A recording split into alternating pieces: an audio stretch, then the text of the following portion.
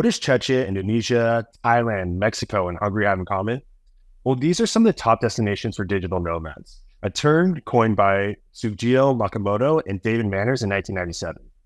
Digital nomads describe a person who can work remotely from anywhere so long as they have access to the internet. And fast forward 20 years, workers from nearly every sector of the world's economy went remote due to the global pandemic, and many people since then are drawn to the life of working remotely without borders. And so from YouTube to TikTok, people have been documenting their journeys on and off Amazon as they launch their businesses and implement their new nomadic lifestyles. On this episode, we have Thomas Parkinson, a seven-figure online arbitrage seller in the UK and the US, and a certified digital nomad.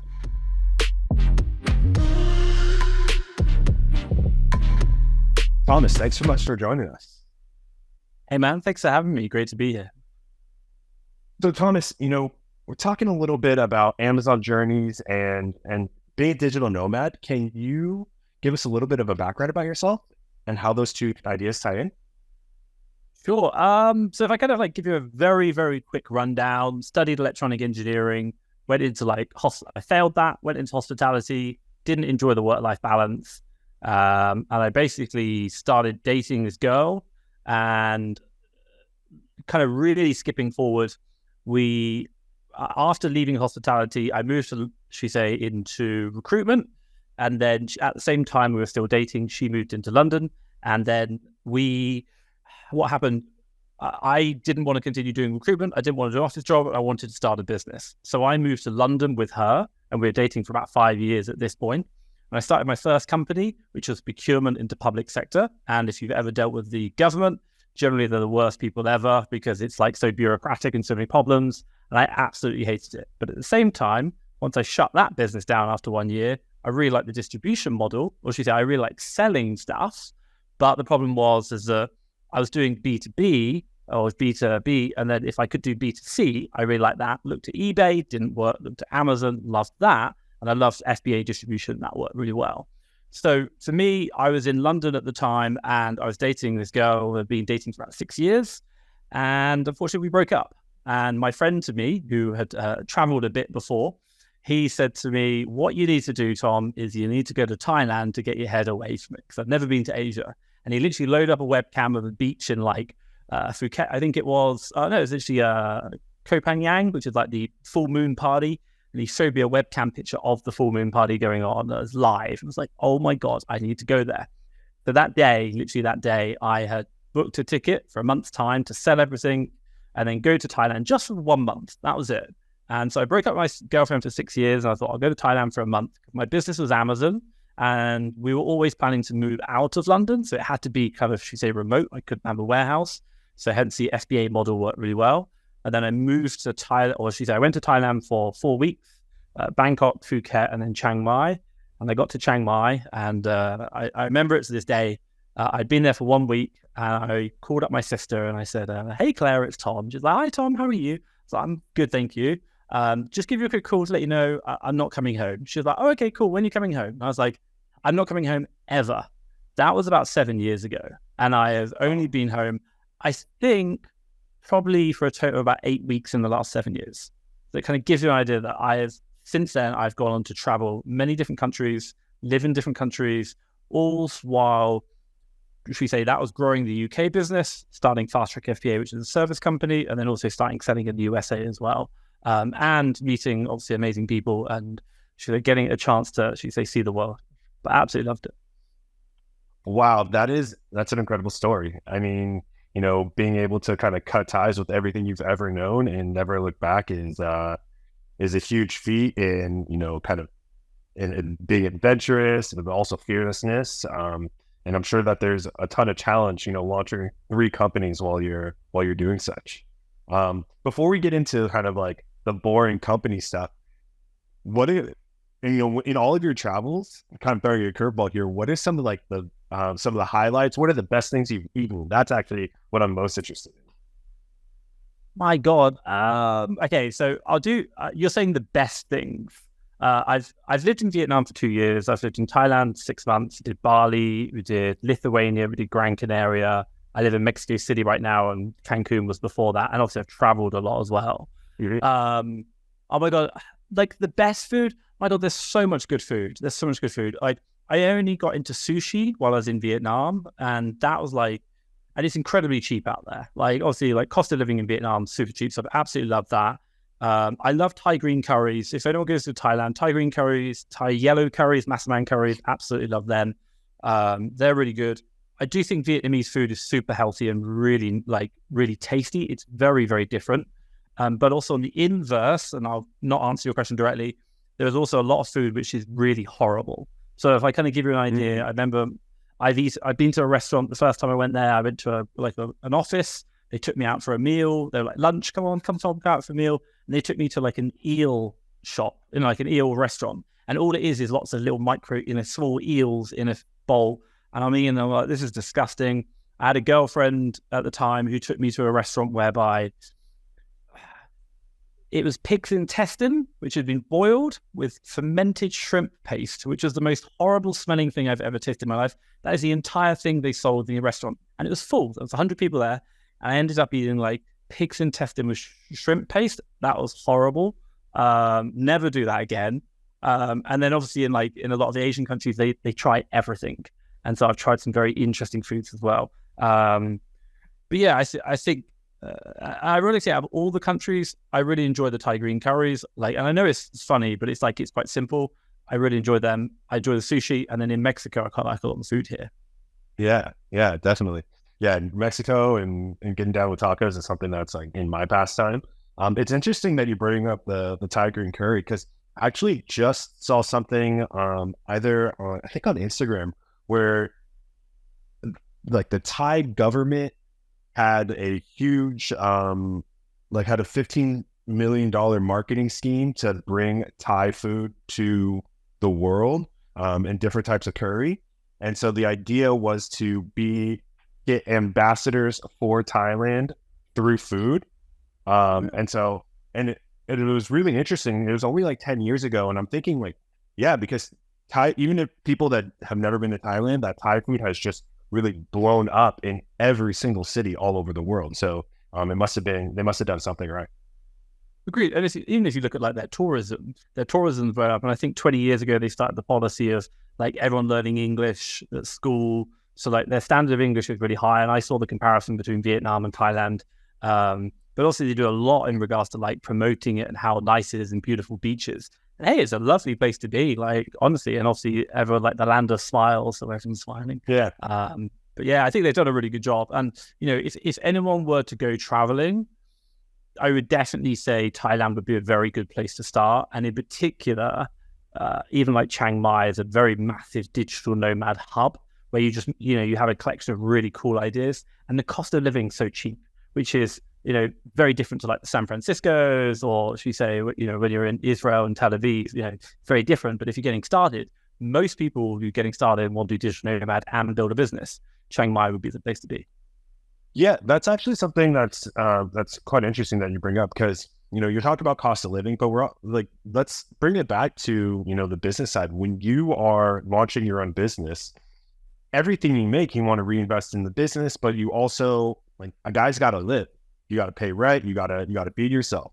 So what I'm kind of hearing from you in terms of, in a time of startup in your business, a place like Thailand or Vietnam might be a good place from a financial business standpoint to launch yourself. Yeah, agreed.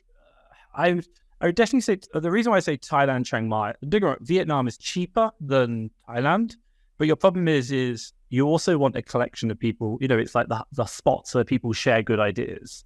So if you're surrounded by other people who are building businesses, it's like Tel Aviv, London, San Francisco, New York, they are really kind of hotspots of entrepreneurship or what should we say, tech startups. We can't all go live there, unfortunately, especially if you're just getting started. But the Chiang Mai's of the world, I've met so many Amazon sellers there. Generally not in the OA space, probably more in the private label, but it's definitely been, should we say, it's really good to surround yourself with people who have a great mindset.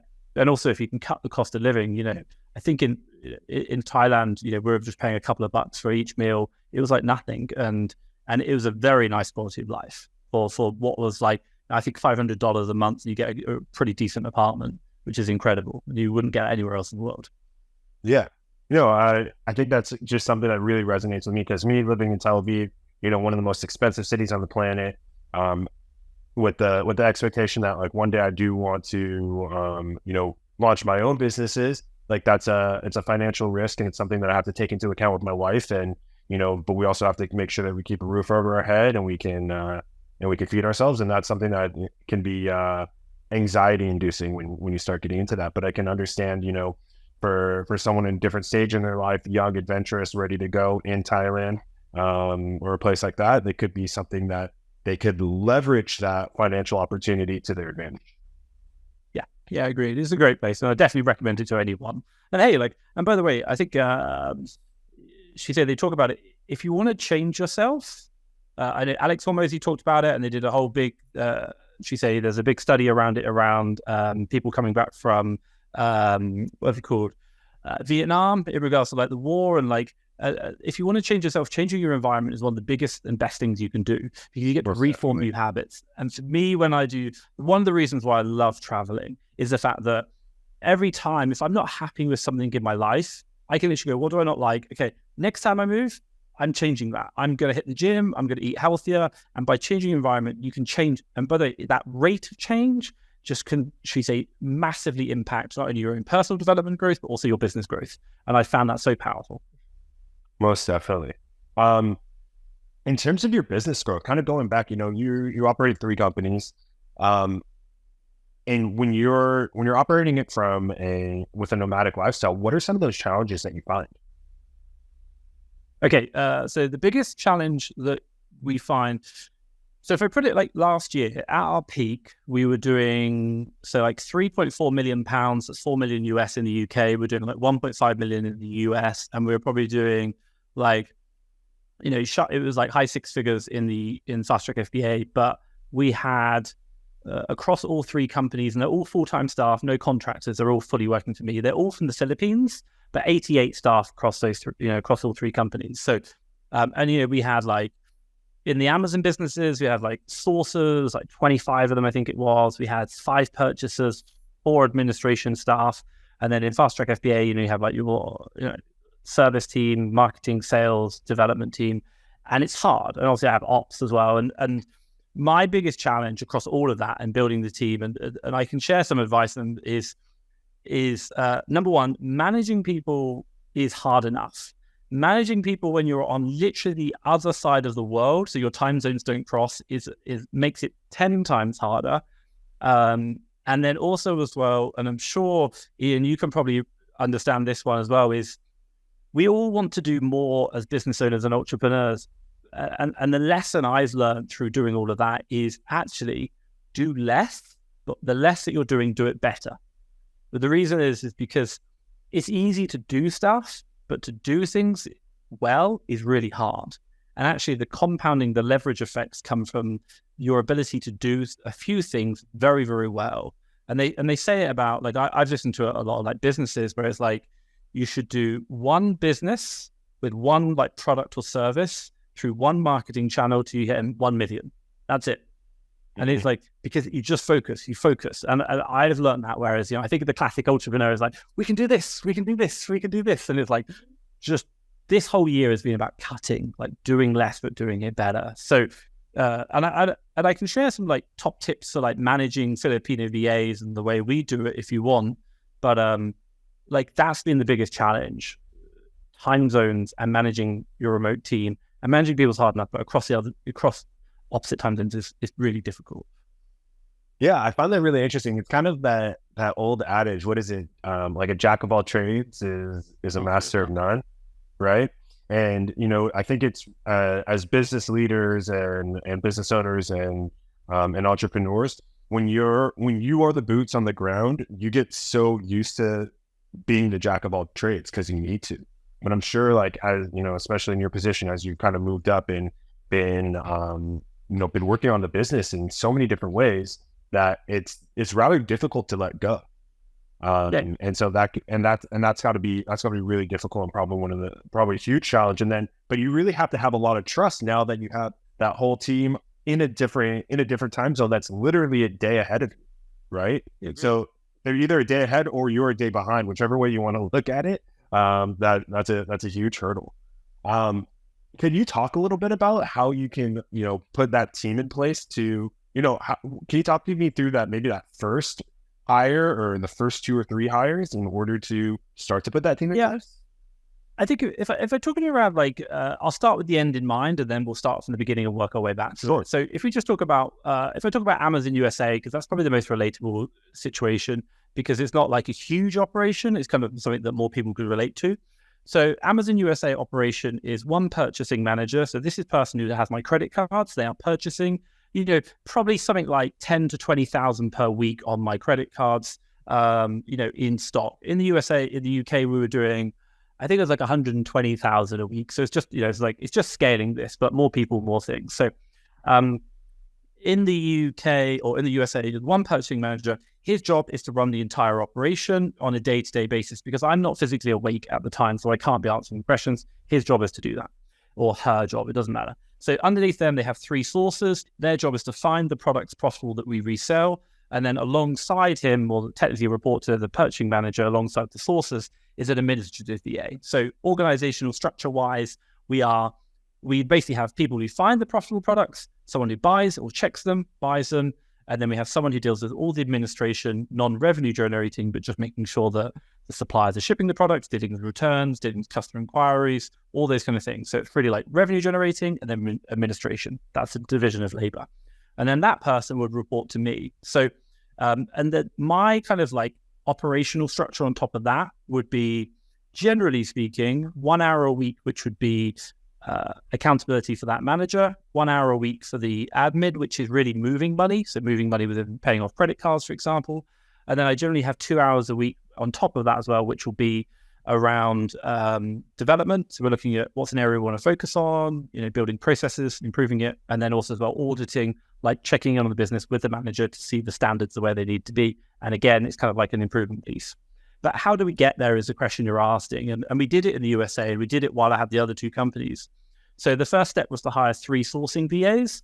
And we did a training with them, and then we let them source. And every day I would sit down with all 3 of them in a 1 hour call, and we would go through the results, and we'd talk about, show me your deals, show me your profitability, what's happened. And that's a very structured call. If anyone wants any advice, I can strongly recommend reading a book called Traction by Gino Wickman. Like, incredible. It gives you the framework to operate on. I loved the book so much. I paid for the book for the entire company and made everyone read it. And they had to sit down for 1 hour per week for an entire quarter and talk about each chapter and what they'd learned, because it just set the foundation.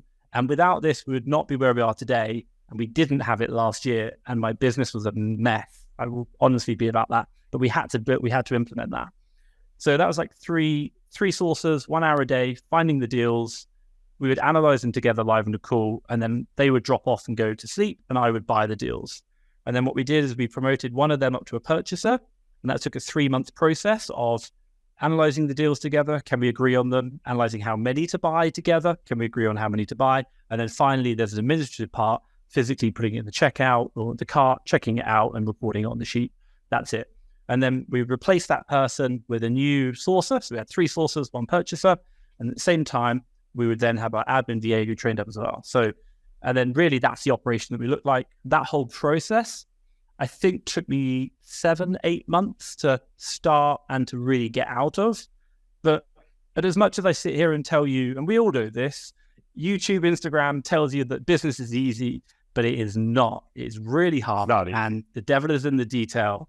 And you can't just jump on a call and be like, we've had the call. That call has to be so productive, so structured, so accountable. And you're even, Ian, you'll know this, is like, you're even looking at the non-verbal cues in regards to your staff and like, what are they not saying or how do they answer? And especially with Filipinos, my God, if you say, do you understand? They'll be like, yes, sir. And they won't understand. And then they'll go away and be like, they won't do it. And they're like, why didn't you do it? Because I didn't know what I was doing. I was like, why didn't you tell me? Like, that's a classic one with Filipinos. So managing that is a big important part. But is that something that you see in with your business, like all that? Yeah, I think that one of the things is kind of going back to what we were talking about, and then I'm really like, I love that you brought up Traction because like that whole idea of working on the business versus in the business is something that's really huge as you try to grow and you try to make new things happen. Kind of identifying what in the book they call rocks, and understanding like this is the thing that you're going to be working on. Where do you stand?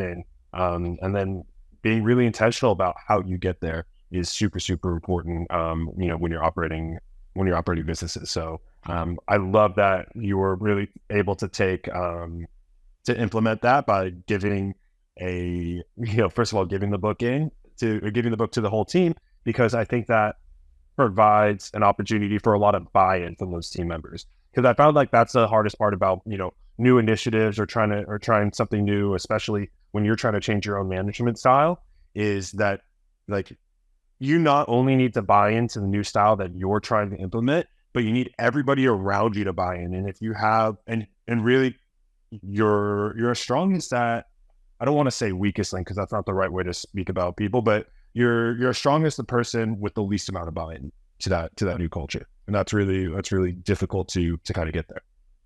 Yeah. And I think also like just to kind of add to that is we as entrepreneurs and business owners, we're always learning, changing, adapting, because we're the visionaries behind the business and moving it forward. And when we implement something like traction or like anything within the business, inherently, we don't actually know what we're doing.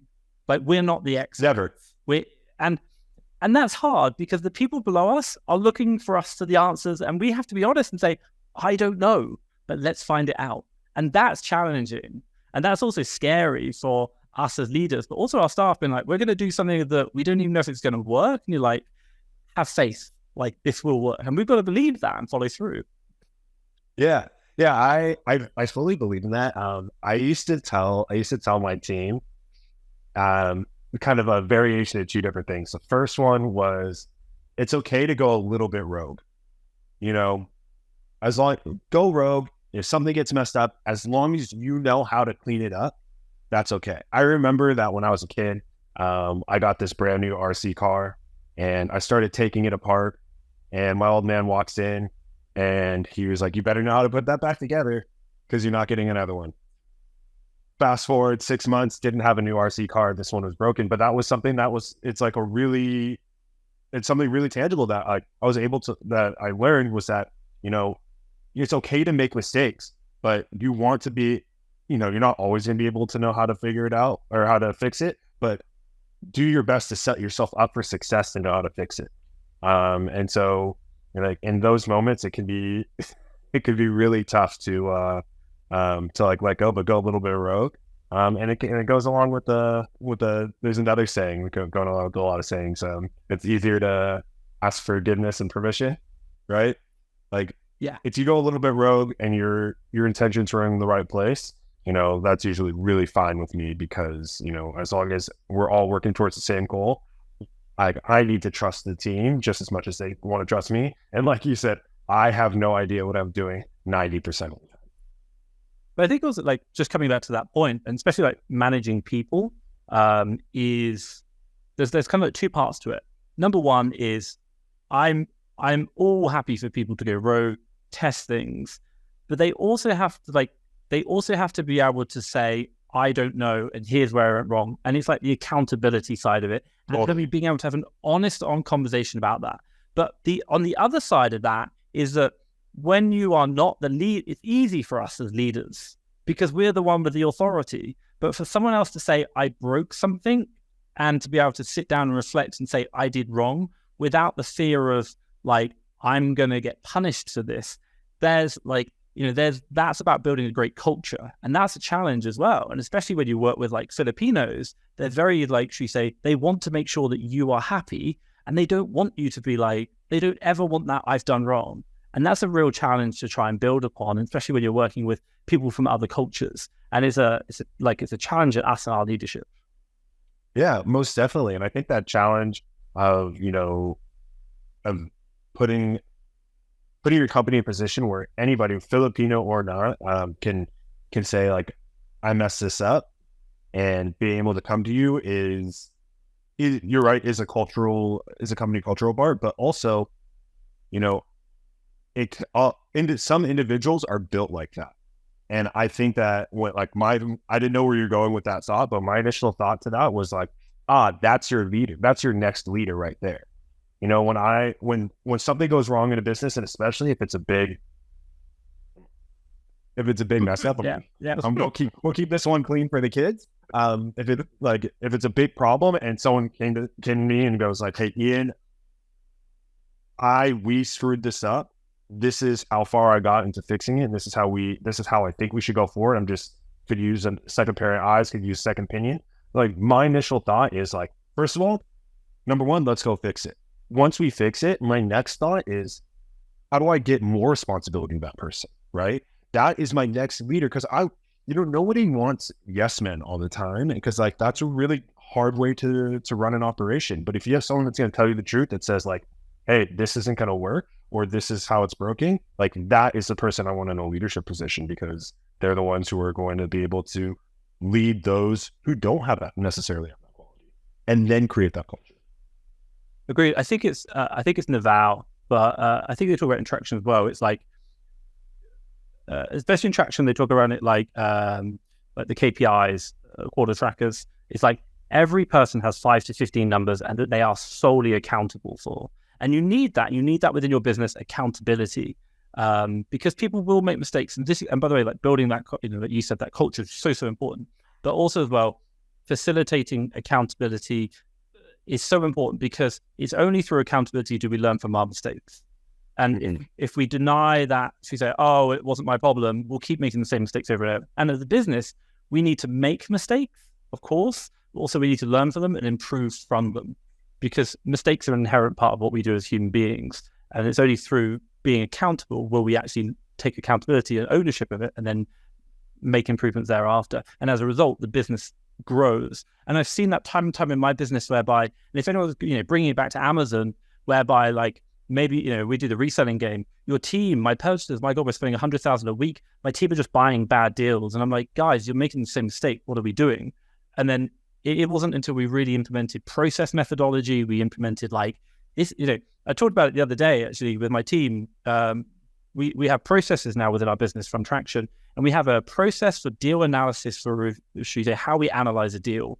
And I was like, this process is on version 42. That means there are 41 more improvements on this since we first started 12 months ago. And I'm like, this is a damn good process. And because of this, because of this is the fact that our business has now improved. But it's because of that, we are building on those stepping stones of the mistakes we have made, and the accountability of our staff. And as a result, we will be better in the future, and we are not making the same mistakes over and over again. And for that, I love it. Like, I love it. And I love the fact that my team, I can say, you messed up. Cool. What's going to change? And how are we going to change the process? And they come back and go, I've done the process. Here's where I've changed it and what we've done. I'm like, I love that. Well, hey. And then we celebrate the mistakes rather than, cause problems. Most definitely. And I think that just like talks about how incremental change is the way to like really push things forward. It just reminds me of like this quick thing where I played high school baseball, and our principal was a big baseball fan. He was also a scout for the San Antonio Spurs, a basketball team. And he came down one day right before the playoffs, and he came down the first day of practice after we had lost the playoffs the previous year, and he was talking to us about like the mentality of a winning team. And he was telling the story about this rock that had fallen in a road, and this old man would come out every single day to try to move the rock, and he would take a sledgehammer and go and hit the rock once, and he would do that every single day. And so one day he pounded the rock and it went to dust.